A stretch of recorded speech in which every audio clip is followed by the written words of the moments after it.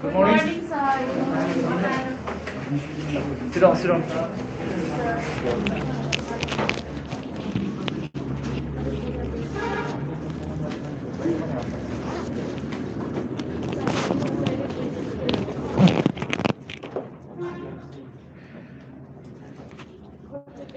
यदि छोटोले भ्याउँछ र नि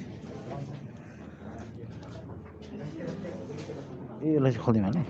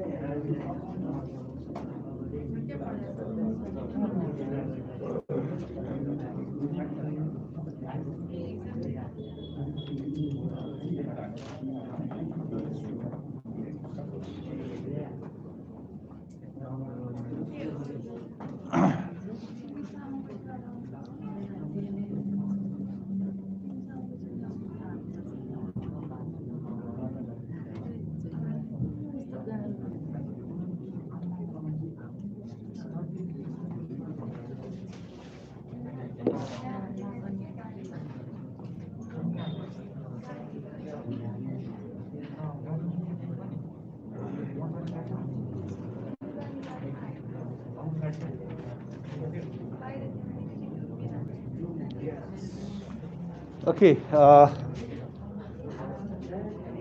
आज हामी दिगो विकासका महत्त्वको बारेमा केही पोइन्टहरू लेख्छौँ र म एक्सप्लेन गर्छु र त्यो एक्सप्लेन गरेको कुराहरू चाहिँ भोलिको क्लासमा भनेको सन्डे अर्को हप्ताको वेडनेसडेको क्लासमा भाइ बहिनीहरूले मैले जे एक्सप्लेन गर्छु पोइन्ट लेखाउँछु पोइन्टको एक्सप्लेनेसन म मात्रै गर्छु लेखाउँदिनँ त्यो एक्सप्लेनेसन गरेको कुराहरू राम्रो ध्यान दिएर सुन्ने र अर्को क्लासमा मलाई लेखेर बुझाउने त्यसको एक्सप्लेनेसनहरू लेखेर बुझाउने त्यसको लागि एक्सप्लेनेसनको लागि राइटिङ गर्दाखेरि बुक रिफरेन्स लिन सकिन्छ बुक जस्तो छ त्यस्तै सार्ने होइन बुकमा भएको कुराहरू कतिपय कुराहरू बुकमा अभाव हुन सक्छ कतिपय कुराहरू नयाँ कुराहरू अपडेट भइरहेको छ त्यसकारणले गर्दा अलिकति खोज पनि गर्नुपर्ने हुन्छ खोजी गर्ने अन्य पुस्तक पढ्न सकिन्छ इन्टरनेटबाट खोजी गर्न सकिन्छ म एक दुईवटा पोइन्टहरू लेखाउँछु त्यो पोइन्ट महत्त्वमा जानुभन्दा अगाडि हिजो मैले पढाएको कुराहरू दिगो विकास भनेको के हो भनेर मैले पढाएको थिएँ कस्तो खालको विकास रहेछ दिगो विकास भनेको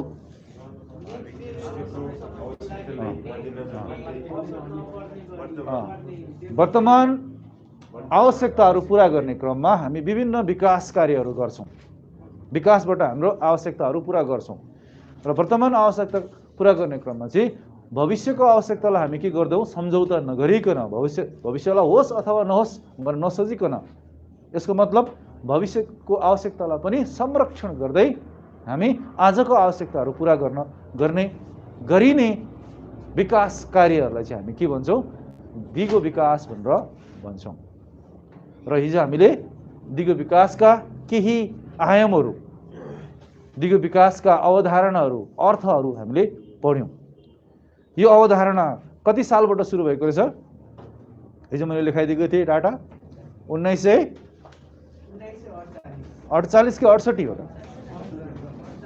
48 हो र उल्टो लेखियो जस्तो लाग्दैछ 6 र 8 लेख्नु पर्नेमा 4 र 8 लेखियो कि 8 र 6 लेखियो 1968 बाट चाहिँ यो सुरु भएको हो र 1983 मा चाहिँ के भयो त यो लागू नै गरियो र यो एउटा सम्मेलन भएको थियो अरे नर्वेमा युएनको एउटा सम्मेलन भएको थियो अरे त्यो सम्मेलनलाई के भनिँदो रहेछ के कमिसन होइन एउटा कमिसन एउटा त्यो सम्मेलनले चाहिँ एउटा आयोग बनाएको रहेछ अरे नर्वेको प्रधानमन्त्रीको नेतृत्वमा हाम्रो साझा भविष्य भन्ने एउटा अवधारणा ल्यायो।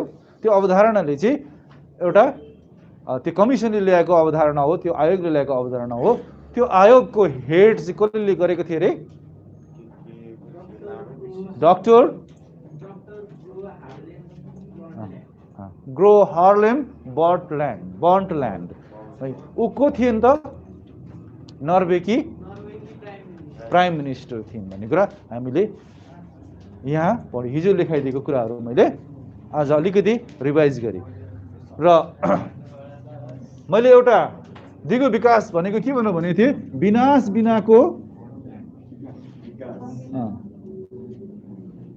बिनाको विकास नै के हो त?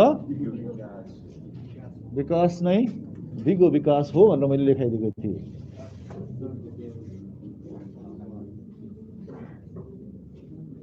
दिगो विकास हो भनेर हामीले हिजो पढ्यौँ।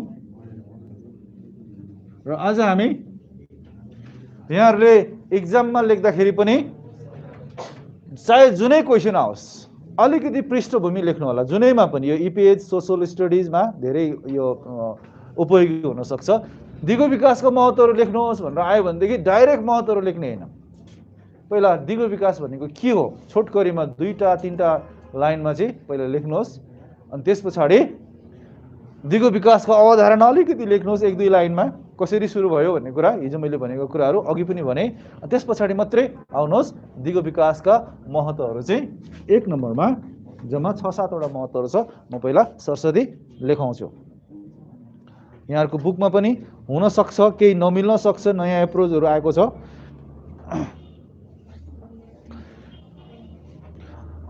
अलिकति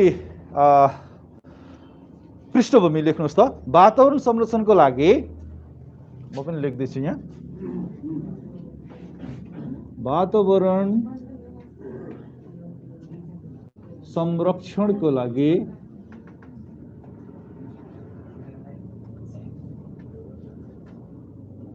हामी एक्जामिनेसन पोइन्ट अफ भ्यूमा पनि जाउँ न त, होइन? कसरी लेख्ने भन्ने कुरा एउटा म वातावरण संरक्षणको लागि दिगो विकास महत्त्वपूर्ण मानिन्छ।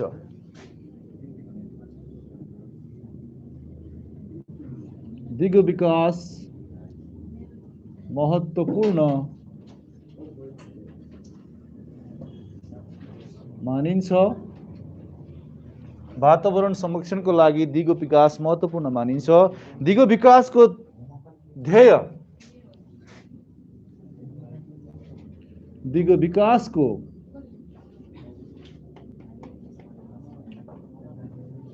ध्येय भनेको के? उद्देश्य। ध्येय भनेको उद्देश्य चाहिँ के हो त भन्दाखेरि स्रोत र साधनको पृथ्वीमा रहेको स्रोत र साधनको नाश नगरी आर्थिक सामाजिक विकास गर्नु हो। दिगो विकासको ध्येय अथवा उद्देश्य भनेको चाहिँ पृथ्वीमा रहेको स्रोत र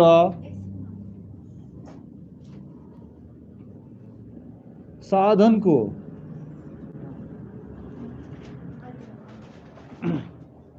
नाश नगरी आर्थिक विकास गर्नु अरे। नष्ट नगरी अथवा नाश नगरी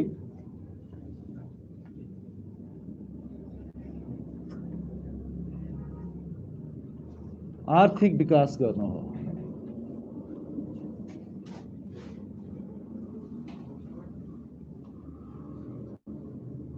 गर्नु हो।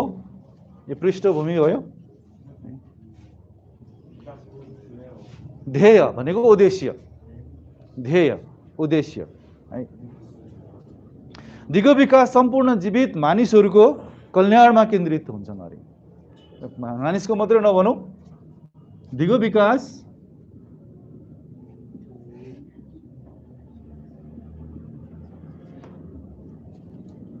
सम्पूर्ण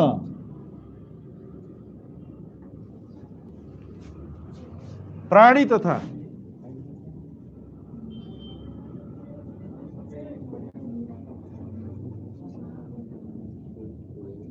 वनस्पति को कल्याणमा केन्द्रित हुन्छन् अरे। मानिस पनि पर्यो, सबभन्दा बढी चाहिँ मानिसलाई नै पर्छ, केन्द्रित हुन्छ। ओके,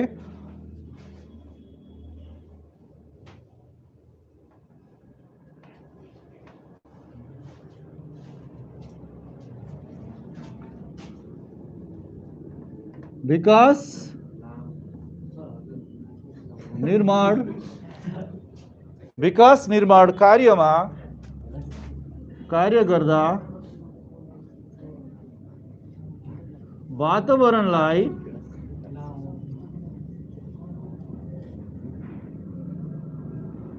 असर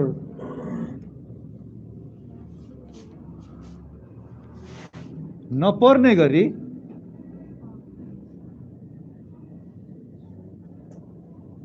काम गर्नुपर्दछ।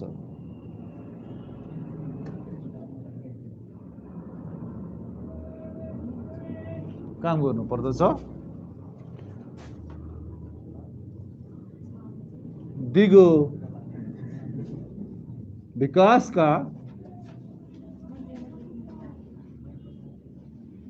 विकासका महत्त्वलाई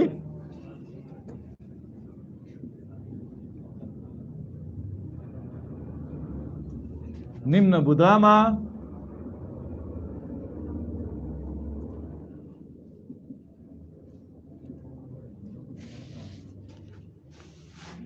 प्रस्तुत गर्न सकिन्छ।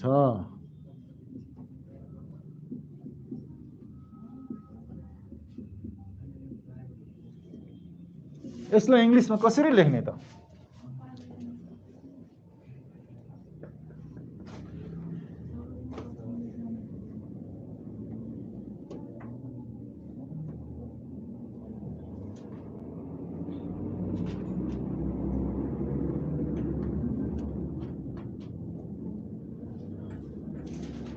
The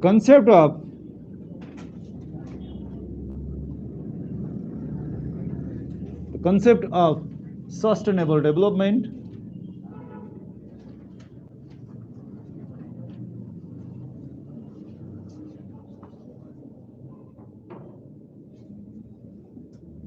is significant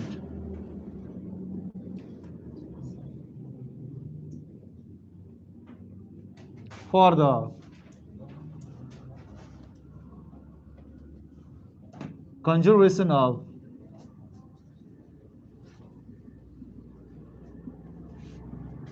environment.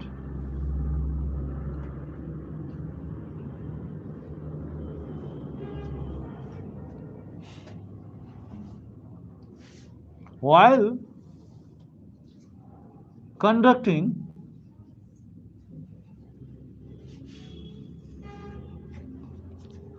developmental activities,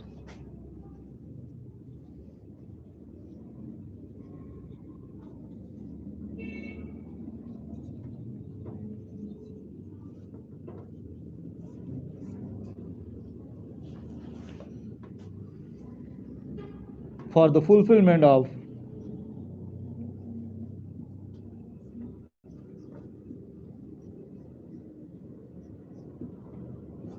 present needs,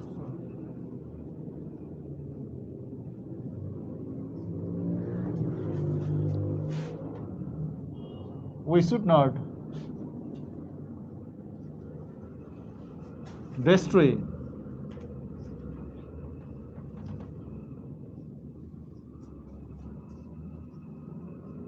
the components of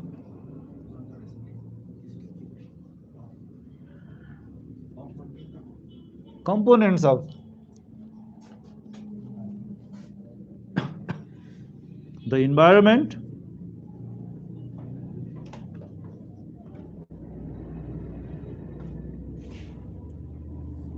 in the name of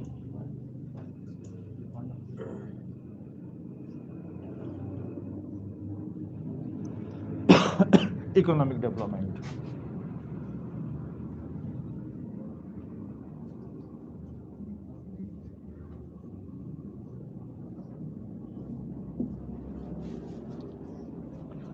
Development should be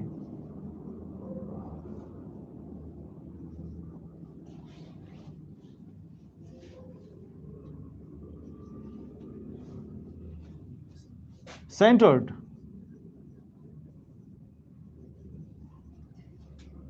for the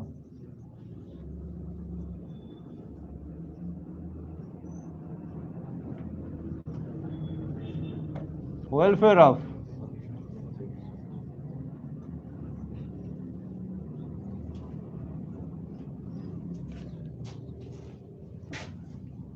for the welfare of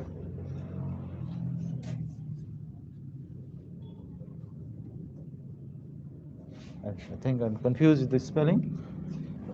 WELFA, welfare of the whole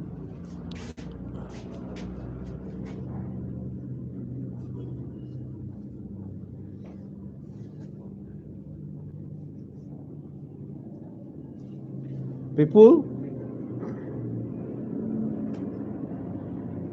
plants and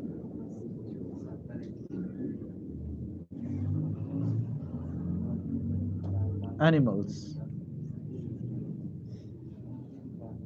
or state of the environment.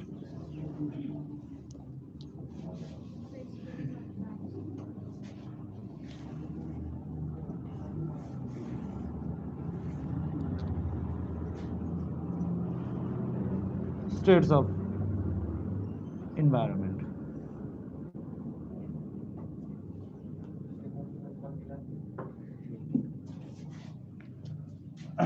Okay. The importance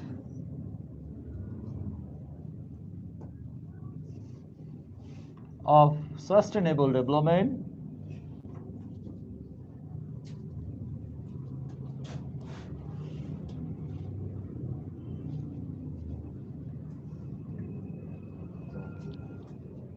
can be mentioned as follows.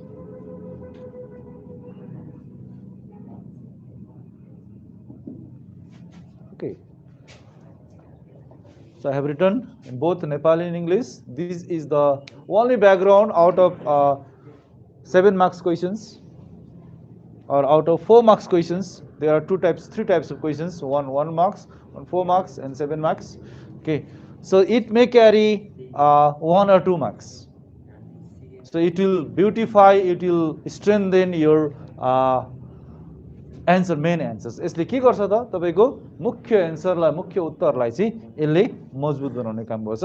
प्रत्येक क्वेसनको एन्सरमा तपाईँले यति 2 line 3 line तपाईँले background, पृष्ठभूमि लेख्नुभयो भनेदेखि answer राम्रो देख्न सकिन्छ. कुनै कुनै एन्सरहरू कस्तो हुन्छ त एकदम थोरै 2टा 3टा पोइन्टमा मात्रै हुन्छ, 4 मार्क्स दिएको हुन्छ. 3वटा पोइन्ट लेखेर त 4 मार्क्स मिल्दैन. त्यसको लागि के गर्ने त अलिकति त्यो पोइन्टहरूलाई पृष्ठभूमिमा चाहिँ व्याख्या गर्ने. पोइन्ट लेखिसकेपछि पनि व्याख्या गर्न सकिन्छ. सामान्यतया पृष्ठभूमि चाहिँ अगाडि लेखिन्छ र पोइन्ट लेखिसकेपछि यसको सामान्य व्याख्या गर्न सकिन्छ. 4 मार्क्सको एन्सर भनेको कति 60 देखि 80 वर्ड्ससम्म एक्सपेक्ट गरिन्छ 4 मार्क्सको एन्सर. अब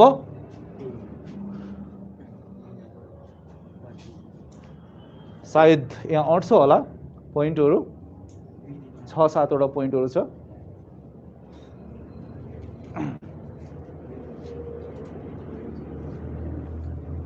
पहिलो पोइन्ट भनेको आधारभूत आवश्यकताको परिपूर्ति. 1 नम्बरमा हेर्नुहोस् है. आधारभूत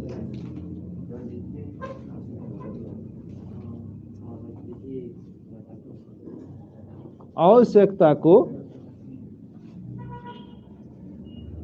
परिपूर्ति.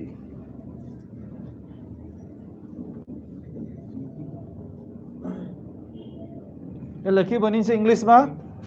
फुलफिलमेन्ट अफ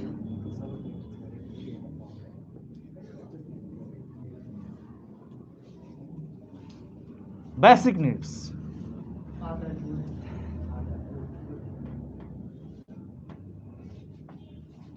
एक्सप्लेन गर्छु म पहिला. Fulfilments of basic needs.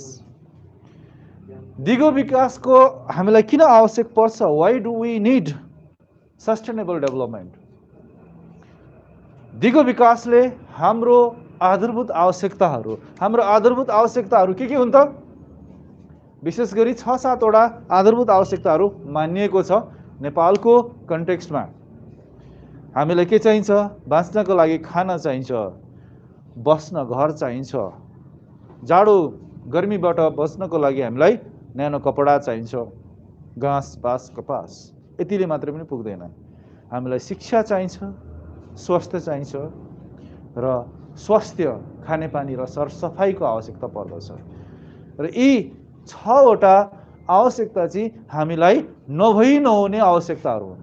ती नभई नहुने आवश्यकतालाई चाहिँ हामी के भन्छौँ?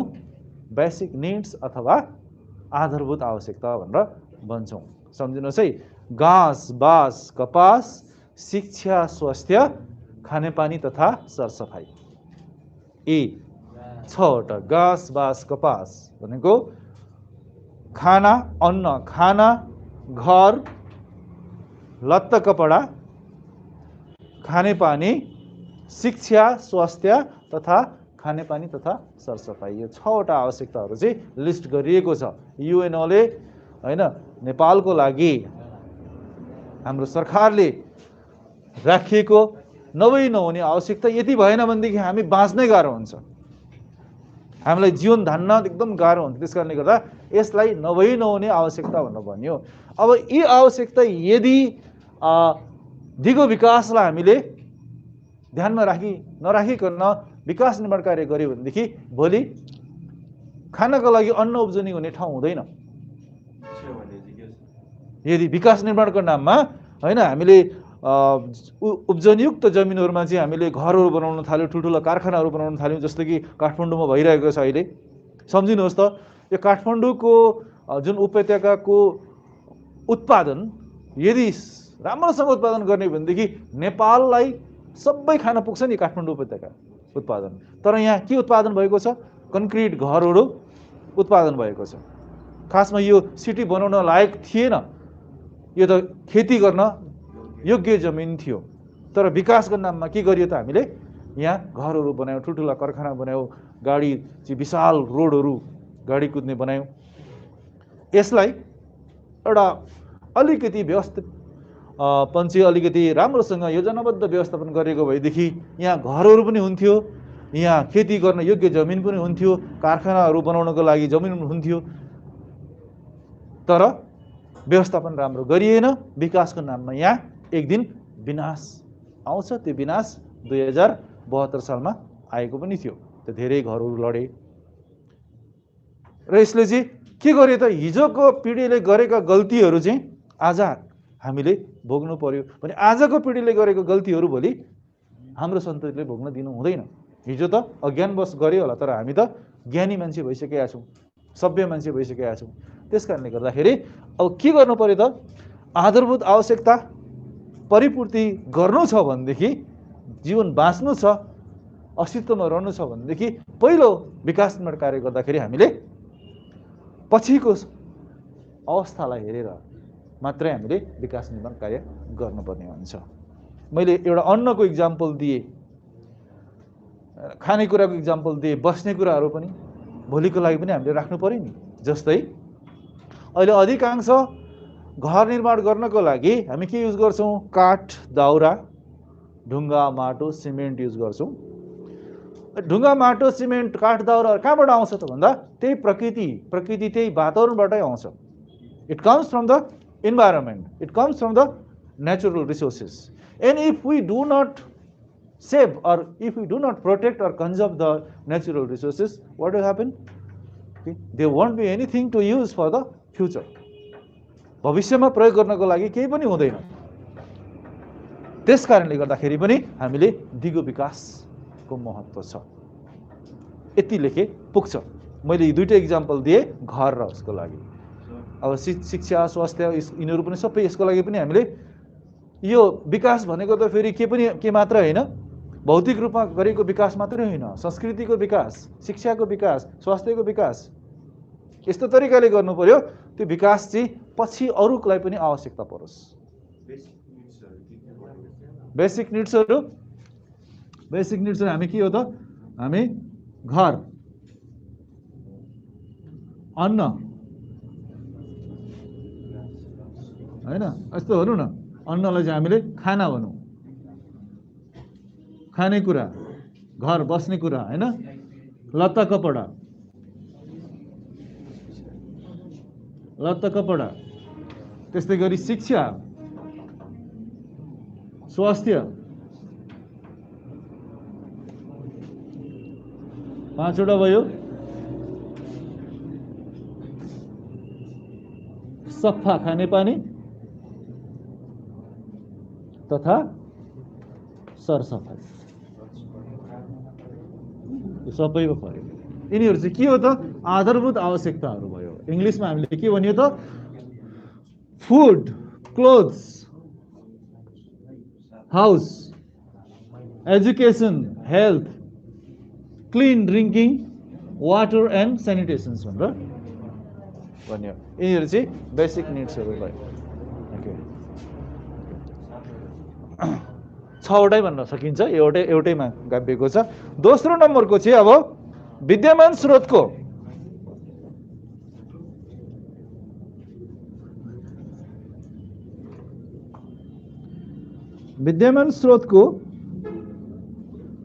स्रोतहरूको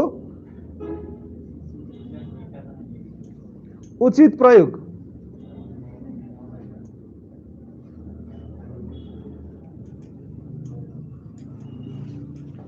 विद्यमान स्रोतको उचित प्रयोग, मोबिलाइजेसन अफ एभाइलेबल रिसोर्सेस भनेर भन्छौँ, अथवा युटिलाइजेसन भन्दा पनि हुन्छ।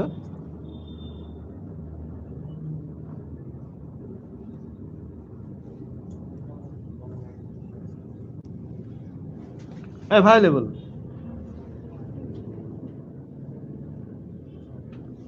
रिसोर्सेस,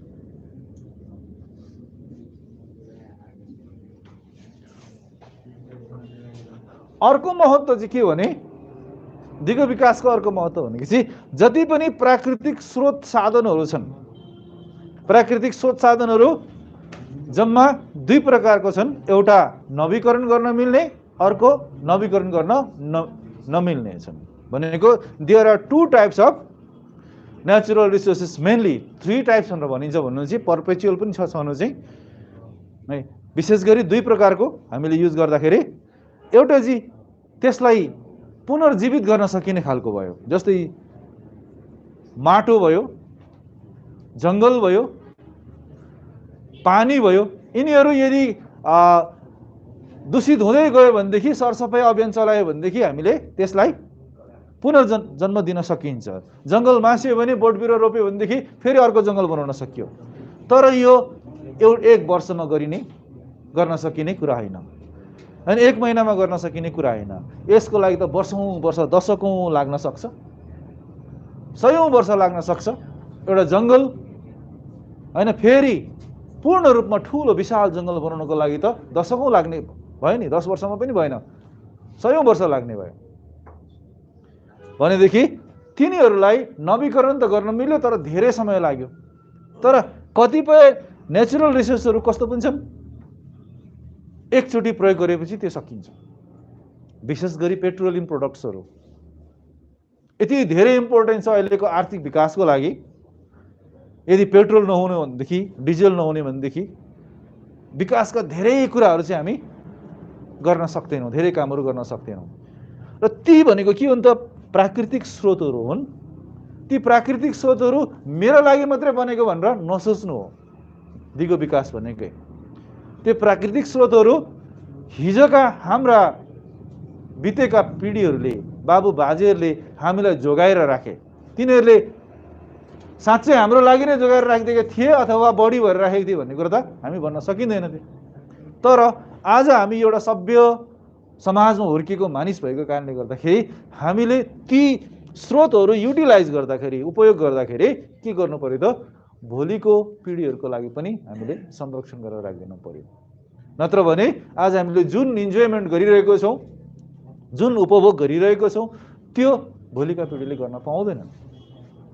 त्यसको लागि स्रोत जति पनि छन्, विद्यमान भनेको अहिलेको अवस्थित जति पनि स्रोत साधनहरू छन्, प्राकृतिक स्रोत साधनहरू छन्, जमिन हैन, प्राकृतिक स्रोत साधनलाई चाहिँ मैले 5 वटा जल, जमिन, जीव अथवा जनावर, जलवायु, जडीबुटी, यिनीहरू 5 वटा प्राकृतिक स्रोतहरू हुन् हैन। मैले नेपालीमा लेखेँ जल, जमिन, जीव तथा जनावर अनि जल, जमिन, जंगल, जलवायु अनि जडीबुटी। कतिवटा भयो? 1 2 3 4 5 6 वटा, 6 जहरू तपाईले 6 ज सम्झिनु भयो भनेदेखि यिनीहरू भनेको हाम्रा प्राकृतिक स्रोतहरू हुन्। ती प्राकृतिक स्रोतहरू चाहिँ हाम्रा लागि मात्रै बनेका होइनन्, प्रयोग त गर्नेको लागि हो। एउटा जंगल छ, त्यो जंगल त्यतिकै नाश भएर जानुको लागि होइन,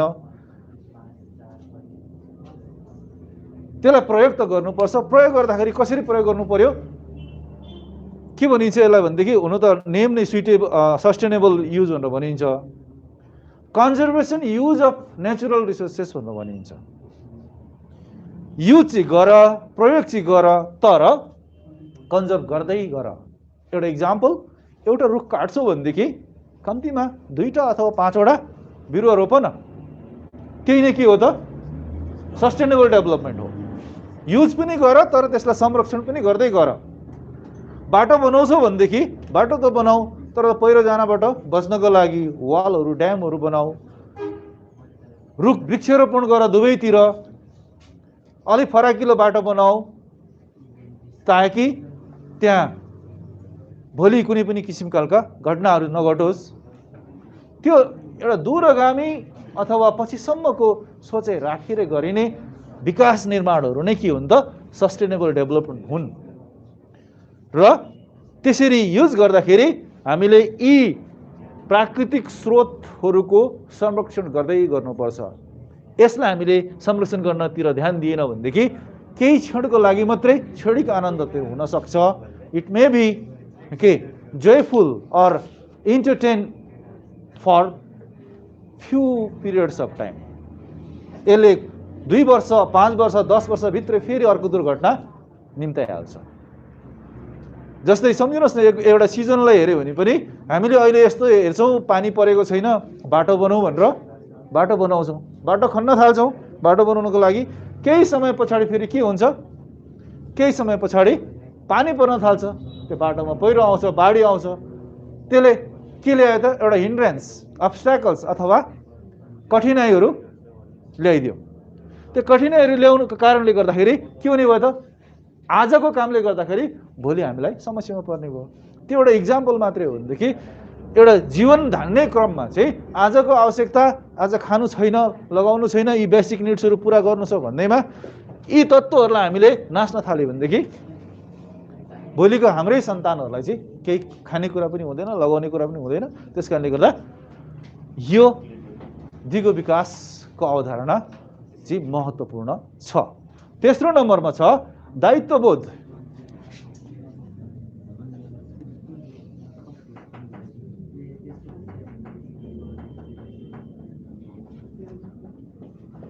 दायित्वबोध भनेको के हो त?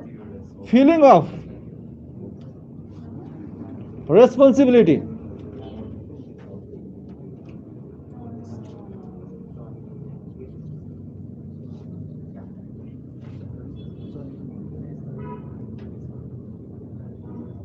बिलिटी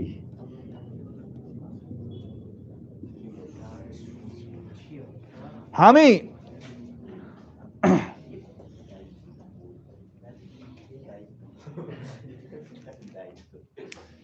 दायित्वबोध, दायित्व भनेको ड्युटी हो, responsibility. We claim that we are supreme creature. हामी प्राणीहरु मध्येको सबभन्दा सर्वश्रेष्ठ प्राणी भनेर गर्व त गर्छौं र अरूलाई हामी के गर्छौं जहिले पनि सप्रेसमा राख्छौं। एउटा जनावर आयो बाटोमा हिँड्ने एउटा कुकुरै देख्यौं न हामीले हैन ढुङ्गाले हान्दै हिँड्छौं। यति मात्रै हैन मैले यस्तो देखेको छु है कुकुर त अलिकति अर्कै जात भयो। मान्छेलाई एउटा गरिब मान्छे त्यहाँ छ एउटा मानसिक अवस्था गुमाएर चाहिँ हिँडेको एउटा पागल व्यक्ति चाहिँ सुस्त मनस्थिति व्यक्ति अथवा चाहिँ मेन्टली रिटार्डेड मान्छे बाटोमा हिँड्दैछ उसले चाहिँ फोहोर कपडा लगाएको छ दारी झ्याप्प पालेको छ कपडाहरू पनि राम्रोसँग मिलेको छैन फोहोर खानेकुरा खाँदै हिँडिरहेको छ। हामी के गर्छौं बौला आयो भनेर भाग्छौं कि त ढुङ्गाले हानिदिन्छौं। यसले हामीलाई असर गर्छ होला भनेर भन्छौं। सामान्यतया धेरैले त्यस्तो गर्ने गर्छन् है। तर हामी के सोच्दैनौं what is our duty towards the society towards the earth. Human being supreme creature भइसकेपछि हाम्रो पनि केही दायित्वहरू छन्। त्यो दायित्व भनेको के हो त मैले मात्रै युज गर्ने हैन यो अरूले पनि उपभोग गर्नुपर्ने हो। यो के हो पृथ्वी चाहिँ के हो त सबैको साझा हो भन्ने कुरा साझा घर हो साझा स्थान हो साझा ठाउँ हो भन्ने कुराको दायित्व चाहिँ हामीले लिनुपर्ने हुन्छ। र यो पृथ्वीमा पाइने जति पनि स्रोतहरू छन् फेरि यही आउँछ यी स्रोतहरूको संरक्षण गर्नु भनेको मेरो पनि दायित्व हो भन्ने कुरा हामीले बुझ्नु पर्यो। र सस्टेनेबल डेभलपमेन्टले दिगो विकासले हामीलाई के सिकाउँछ त भन्दाखेरि यसलाई संरक्षण गर तिम्रो पनि केही दायित्व छ भन्ने कुराको आभास हामीलाई दिन्छ शिक्षा हामीलाई दिन्छ। त्यो शिक्षा पाइसकेपछि के हुने भयो त हामी आफैमा एउटा शिक्षित भयौं। मैले मेरो लागि मात्रै सोच्नु पर्ने रहेन रहेछ मैले त अरूको लागि पनि सोच्नु पर्ने रहेछ। अरू मानव मात्रै हैन अरू मानवलाई सस्टेन हुनको लागि के to sustain all the human beings के they need the natural resources as I need natural resources, I need pure air, I need food, I need clothes, I need education, health services, etc., nutritious food. Then why don't they need? उनीहरूलाई चाहिँ किन चाहिँदैन त? Because they are also human being, are also human being. We are also human beings. So we need to feel the responsible or responsibility. कस्तो खालको feeling हुनु पर्यो भन्दा उत्तरदायित्व भएको ड्युटीफुल भएको कर्तव्य भएको मेरो पनि यो कर्तव्य हो भन्ने कुरा फिलिङ चाहिँ केले देखाउँछ यो दिगो विकासले सिकाउँछ। त्यसकारणले गर्दा दिगो विकास आवश्यक पर्छ हामीलाई यसको महत्त्व धेरै नै छ हाम्रो लागि। नेक्स्ट वान इज आधारभूत पक्षहरूको विकास। यसलाई मैले अघि भनिसके आधारभूत आवश्यकताको परिपूर्तिमा त्यसैमा गाभि मैले जनसहभागितामा आधारित विकास हेर्नु चाहिँ एकदमै इम्पोर्टेन्ट छ। जनसहभागितामा आधारित गफ भयो है आधारित विकास। यस एक्सप्लेनेसन गर्नुपर्छ पुग्दैन नि 4-5 वटा लेखेर कहाँ पुग्छ त पुग्दैन 7 मार्क्सको आउँछ कहिले कहीँ 4 मार्क्सको पनि आउन सक्छ। 4 मार्क्सको सोध्यो भनेदेखि ब्याकग्राउन्ड लेखेर यो मात्रै दिने भनेको development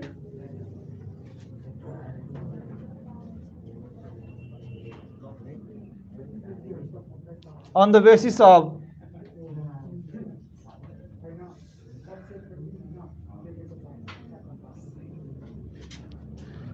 let me write another अलिकति छोटोमा लेखिदिन्छु people's participatory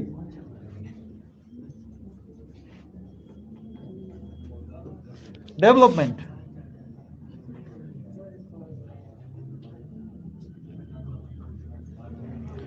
people's participatory development भनेको विकास त्यस्तो गर्नु पर्यो अरे, अलिकति विकास त्यस्तो हुनु पर्यो जुन विकासमा सहभागिता कसको हुनु पर्यो? स्थानीय जनताकै हुनु पर्यो। गफ भइरहेछ? हेलो,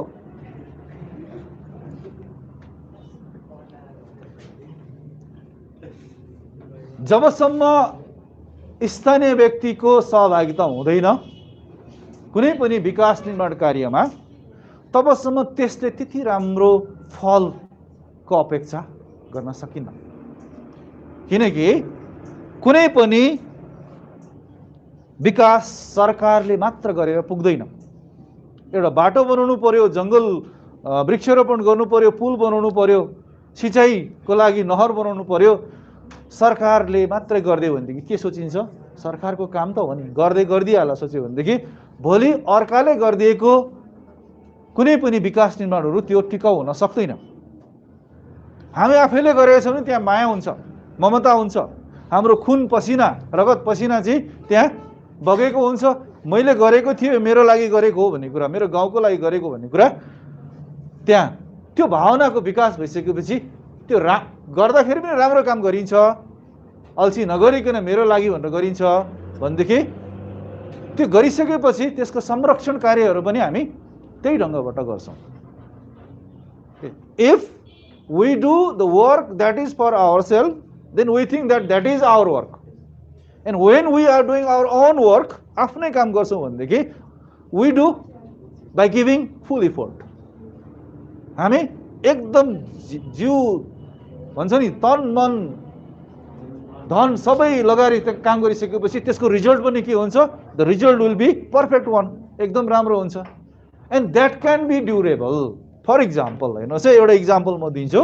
तपाईँले आफ्नो घरमा धान रोप्दै हुनुहुन्छ, आफ्नो जग्गामा आफ्नो खेतमा धान रोप्दै हुनुहुन्छ भनेदेखि एक्लैले त रोपेर सक्नुहुन्न, खेताला बोलाउनुहुन्छ। तपाईँ चाहिँ के गर्नुहुन्छ? आज कतिखेर सकिएला, कसरी राम्रो होला, कहाँबाट पानी चुहेको होला, कहाँ खाल्डो छ भनेर तपाईँ हतार हतार हतार गर्दै कसरी हुन्छ धेरै गरौँ, अरूलाई पनि धेरै काम लगाउनु भनिन्छ। तर त्यो काम गर्ने व्यक्ति तपाईँको होइन, अब अर्को तपाईँ चाहिँ खेतालामा पर्नु हो भने तपाईँ के गर्नुहुन्छ? आज काम कहिले सकिएला, समय अति लामो भइसक्यो र पनि सकिँदैन, कहिले 4 बज्छ कहिले 5 बज्छ भन्दै टाइम कुरेर बस्नुहुन्छ।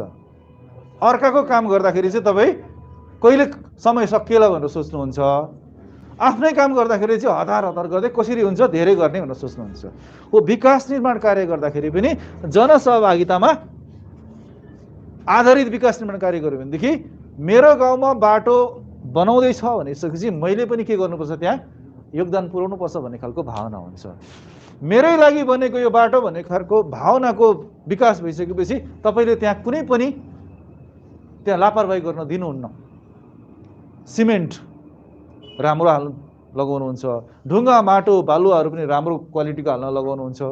त्यो भइसकेपछि विकास कतिसम्म टिक्ने भयो त? धेरै लामो समय टिक्ने भयो। जनसहभागितामा आधारित विकासले एउटा मेरो विकास हुँदैछ भन्ने खालको भावना भयो। अर्को, बनाइसकेपछि विकास निर्माण कार्य गरिसकेपछि मानिलिउँ पुल बनायो, सरकारले आएर कुनै एनजिओ आइएनजिओले आएर बनाइदियो भने मेरो के परेको छ र, भोलि भत्क्यो भने फेरि अर्कोले बनाइदिइहाल्छ भन्ने खालको सोचाइ आउँछ। संरक्षण गर्ने ध्यानै दिइँदैन।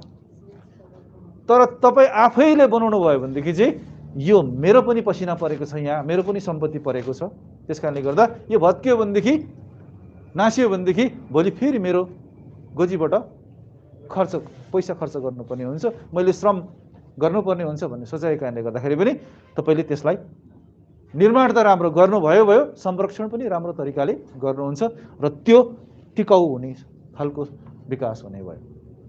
यो इक्जाम्पल देख्न पनि सक्नुहुन्छ तपाईँले। अर्को छ विकासको सीमा निर्धारण। मैले यहाँ लेखेँ विकासको सीमा निर्धारण भनेको लिमिटेसन अफ डेभलपमेन्ट,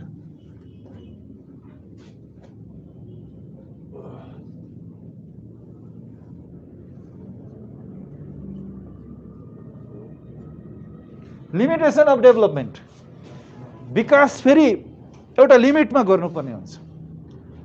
पायो भन्दैमा सबै हामीले लिन खोज्यो भनेदेखि फेरि त्यसले धान्न सक्दैन। पृथ्वीको वहन क्षमता भनेर भन्छौँ हामी, carrying capacity of the earth भनेर भन्छौँ।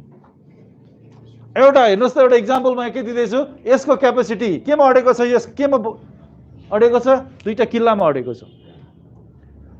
यसको मानिलिउँ यसको वेट चाहिँ 20 केजी छ अरे, यसको क्यापेसिटी भनेको 100 केजीको छ भनेदेखि 200 केजी हामीले राखिदियो भनेदेखि यसले धान्न सक्छ, सक्दैन नि। त्यस्तै पृथ्वीको पनि क्यापेसिटी, एउटा धान्न सक्ने क्यापेसिटी क्षमता एउटा निश्चित हुन्छ। हामीले इक्जाम्पल बागमतीले लिन सकिन्छ। बागमतीमा थोरै जनसङ्ख्या भइदिएको भए, यो काठमाडौँमा थोरै जनसङ्ख्या भइदिएको भए यहाँ ढलिहाले पनि त्यो त्यति धेरै दुर्गन्धित हुँदैन थियो। अहिले हप्तै पछि के गर्छौँ हामी, सफा गर्छौँ। 100जना मान्छेहरू चाहिँ 100 सफा गर्नुपर्छ भनेर जान्छन्, तैपनि कति वर्ष भइसक्यो, 5 वर्ष भइसक्यो सफा गर्न थालेको, अझै उस्तै उस्तै छ। किन भन्दा त्यो खोलाको क्यापेसिटी कम थियो। खोला एउटा के हो त, खोला एउटा चाहिँ प्राकृतिक स्रोत हो। प्राकृतिक स्रोत पृथ्वीमा पाइन्छ। त्यो प्राकृतिक स्रोतहरूलाई संरक्षण गर्ने भनेदेखि त्यसको क्षमता कति छ त्यसलाई हेर्नु। विकास निर्माण कार्य गर्दाखेरि पनि कति धान्न सक्छ। बाटै बनाउनु पर्यो भने पनि बाटो भासिनुबाट जोगाउनुको लागि त त्यहाँ लोड कति चाहिन्छ त, कस्तो खालका यातायातका साधनहरू मात्रै गुड्न दिने। तपाईँले याद गर्नुभएको छ यो बाटो बनेपाबाट बर्दिवास ढल्केबाट निस्किने बाटो, सिन्धुलीको बाटो यात्रा गर्नुभएको छ कतिजनाले। त्यहाँ किन ठुल्ठुला गाडीहरू चल्न दिँदैन? त्यो बाटोको क्षमता कम छ, भिड छ, ठुल्ठुला गाडीहरू चल्न दियो भनेदेखि त्यो छिटो भासिन्छ। र त्यस भन्न खोजेको त्यहाँको पृथ्वीको वहन गर्ने क्षमता चाहिँ कम भएको कारणले गर्दा त्यो गर्न दिइँदैन। विकासको नाममा हामीले ठुल्ठुलो त्यहाँ चाहिँ यातायातका साधनहरू चलाउन थाल्यो भनेदेखि त्यो नष्ट हुँदै जान्छ। पछिसम्म त्यो दिगो विकासकै लागि त्यो सोचिएको एउटा कदम हो। र जुनै पनि काम गर्दाखेरि पनि विकास निर्माणको कार्य, कारखाना खोज्नुहोस्, एजुकेसन सेक्टर होस्, हेल्थ सेक्टर होस्, एग्रिकल्चरल सेक्टर होस्, कुनै पनि काम गर्दाखेरि छिटो उत्पादन गर्ने नाममा चाहिँ, धेरै उत्पादन गर्ने नाममा हामीले त्यसको वहन क्षमता नहेरिकन हामीले विभिन्न, जस्तो कि इक्जाम्पल के पनि दिन सकिन्छ भनेदेखि धेरै रासायनिक मलहरू प्रयोग गरेर कृषि उत्पादन धेरै उत्पादन खोज्यो भनेदेखि एकचोटि त राम्रो दिन्छ, अर्कोचोटिदेखि त्यो बाँझोको बाँझै रहन्छ। जति गरे पनि त्यो त्यहाँको उर्वरा शक्ति बढाउन सकिँदैन। त्यो पनि इक्जाम्पल दिन सकिन्छ। अर्को अन्तिममा छ दीर्घकालीन सोचाइ। दीर्घकालीन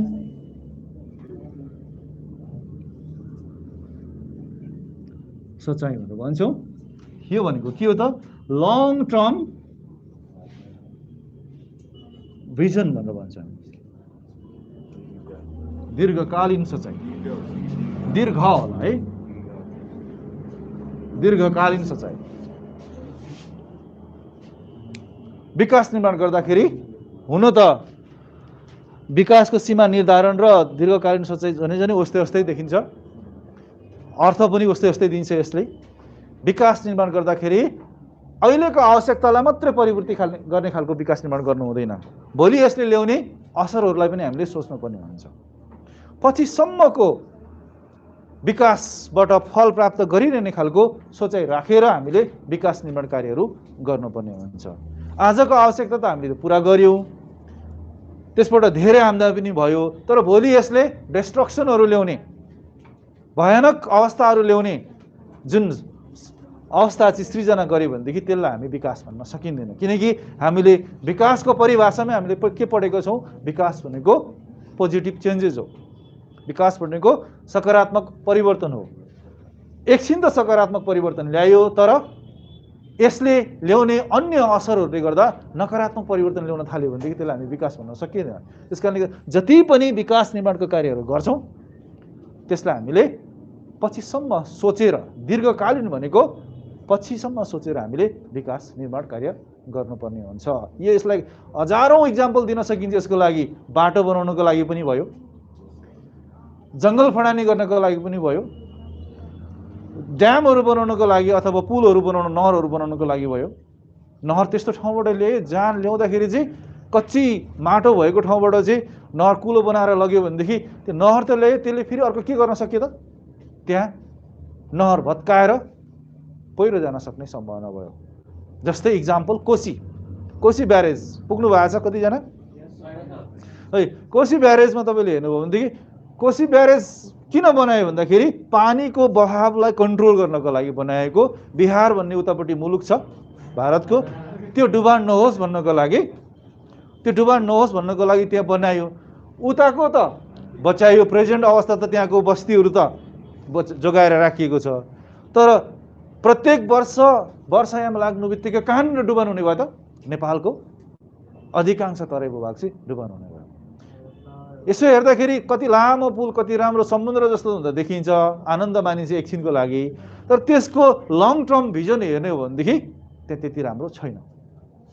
किनकि जति धेरै उता बचाइरहेको छ त्योभन्दा बढी यता डुबानमा परिरहेको छ। त्यो खालको अवस्थाको चाहिँ विकास हामीले गर्नु भएन। अब गर्ने विकास निर्माणहरू चाहिँ हामीले पछिसम्मको अवस्थालाई हेरेर, पछिसम्म हानि नोक्सानी नपुग्ने खालको अवस्थालाई हेरेर विकास निर्माण गर्नुपर्छ। त्यो एउटा इक्जाम्पल भयो भनेदेखि अघि मैले कीटनाशक औषधिको इक्जाम्पल पनि दिएको थिएँ, रासायनिक मलको प्रयोग पनि इक्जाम्पल दिएको थिएँ। कीटनाशक औषधि किरा मार्नको लागि हामीले धेरै उत्पादनको लागि किरा मारेर खेती गऱ्यौँ, तर एक वर्ष त राम्रो भयो, त्यो किरा सँगसँगै अन्य जमिनलाई चाहिने आवश्यक तत्त्वहरू पनि उसले के गरिरहेको हुन्छ त? मारिरहेको हुन्छ। सबै किराहरू त हानिकारक छैनन्। जस्तो कि गडेउला के हो? एउटा लाई किरा, तपाईँले होइन, लाई किरालाई मार्नको लागि तपाईँले लाईको औषधि हाल्नुभयो, कीटनाशक औषधि हाल्नुभयो, त्यसले गडेउला पनि मारिदिने भयो। लाई भनेको त्यो जुन किरा हो जसले चाहिँ तरकारीहरूलाई चाहिँ खाइदिन्छ नि, पातहरूलाई खाइदिन्छ, नाश गरिदिन्छ। त्यसले गडेउलाले फेरि के गरिदिने भयो त? यसले चाहिँ मल बनाउने काम गर्यो नि, माटोलाई लुज बनाउने काम गर्यो। त्यो गडेउला पनि मर्ने भयो। एउटा इक्जाम्पल मात्रै हो, मलाई एक्ज्याक्टली थाहा छैन, म कुनै जेटिए कृषि सम्बन्धी पढेको होइन। लाइला मार्नेले गडेउला मार्छ कि मार्दैन मलाई थाहा छैन, तर मैले इक्जाम्पल मात्रै दिन खोजेको। एउटा इक्जाम्पल, एउटा किरा मार्ने क्रममा अन्य युजफुल किराहरू पनि त्यहाँ मरिरहेको हुन्छ। त्यसले गर्दा अर्को उत्पादन फेरि घट्ने भयो। अहिलेको उत्पादन त बढ्ने सक्ला, तर अर्को उत्पादन माटोको उर्वरा शक्तिमा चाहिँ ह्रास ल्याएको कारणले गर्दाखेरि त्यहाँ भविष्यको सोचाइ भएन, लङ टर्म सोचाइ भएन, दीर्घकालीन सोचाइ भएन। त्यस कारणले गर्दा कुनै पनि विकास निर्माण कार्य होस्, त्यो भौतिक पक्षमा होस्, सामाजिक पक्षमा होस्, सांस्कृतिक पक्षमा होस्, जति पनि विकास निर्माण कार्य गरिन्छ त्यो विकास निर्माण कार्य गर्दाखेरि पछिसम्मको अवस्थालाई ध्यानमा राखेर विकास गर्नुलाई नै हामी के भन्छौँ? दीर्घकालीन सोचाइ राखेर गरिने विकास भनेर भन्छौँ। र विकास गर्दाखेरि यो सस्टेनेबल डेभलपमेन्टले चाहिँ यी सबै कुरालाई ध्यानमा राखेर विकास निर्माण कार्य गर भनेर भन्छ। त्यस कारणले गर्दा सस्टेनेबल डेभलपमेन्टको ठुलो महत्त्व छ भनेर भन्न सकिन्छ। अब तपाईँले सबै गर्न त तपाईँलाई अलिकति झ्याउ पनि लाग्ला है, मैले भनेको कुराहरू सबै सम्झिन पनि गाह्रो होला है। कुनै दुईटाको मात्रै व्याख्या गरेर ल्याउनुहोस् मलाई है। 7वटामा मैले एउटा घटाइदिएँ। यहाँ आधारभूत पक्षको विकास भनेर भनेको छ, त्यो आधारभूत आवश्यकतामा मैले गरेँ है। आजलाई हामी यति गर्छौँ। दुईटाको एक्सप्लेन गरेर ल्याउनुहोस्।